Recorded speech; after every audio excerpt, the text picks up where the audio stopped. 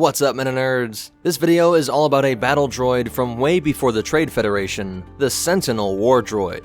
In many ways, they were similar to the battle droids used by the CIS, but there were some important differences, so let's go over their history and how they worked. They were manufactured by Galactic Technologies, the same company that would produce the KT-400. That freighter could carry 400 of these droids into battle, and would often be sold together. When financial trouble saw Galactic selling off their intellectual properties, many were bought up by the Republic, but later Senate defunding saw them being built and serviced by outfitters across the galaxy. This was during the time of peace following the Great Sith War, and in timeless Republic fashion, the Sith were able to grow their strength and come back and fight them. While the Sith Empire was having their own KT-400s and thousands of Sentinel droids manufactured, the Republic now found itself engaged in the Mandalorian Wars. Here they scrambled to deploy thousands of Republic Sentinel droids, all while the Sith Empire was still growing stronger. 20 years after the Mandalorian Wars, the Republic and Empire would face off again in the Second Sith War. And that was one of the main differences between the Sentinel and later battle droids. They were used by both sides, and even private security groups had tons of Sentinel droids. During this time, there would be 5 different versions of the Sentinel, which were outwardly identical, but had software upgrades which increased their battlefield intelligence. Photoreceptors were deeply set in this visor-like part of the head, with thick armor to encase the processors which collected data directly from these sensor arrays that stuck out on the side of the head.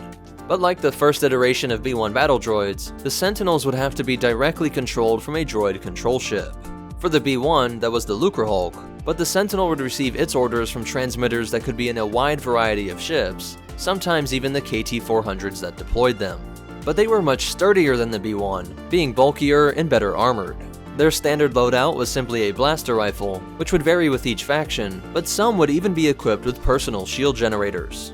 These were much more efficient forms of shields that could be worn by fast-moving bipeds, so they wouldn't slow the Sentinel down or suck up a ton of power, or have collision issues with walls or floors, which was sometimes an issue for the deflector shields that were found on things like the Droideka. These droids were so ubiquitous and reliable that by the final year of the Second Sith War, some could be seen working as bodyguards for farmers like Alan and Nurik on Dantooine.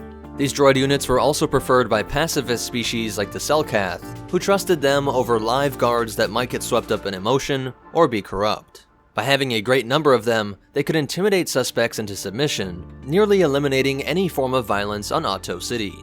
This line of droid would eventually lead to the HK series, with HK-47 being perhaps the most deadly, humorous, and timeless beings in history.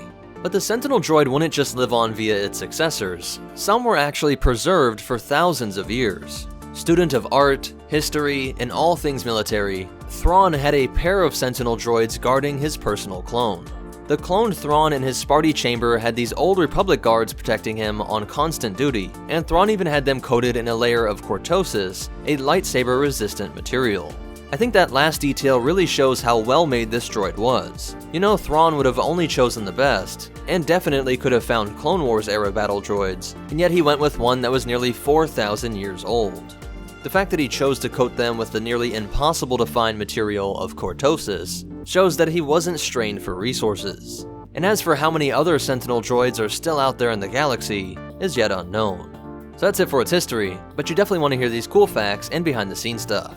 The Sentinel droid was introduced in KOTOR 1 and comes back in KOTOR 2, being expanded upon in the Old Republic campaign guide. And that Thrawn story comes from the novel Vision of the Future, written in 1998. KOTOR wouldn't be released for another 5 years, in 2003, but the lore states that these are indeed the same droid, so it's cool to think about how the game developers would have known that this droid would survive on for millennia.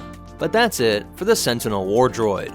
If you want to connect with us, help support this channel, or get your own copies of the reference material used to make this video, be sure to check out the links in the description.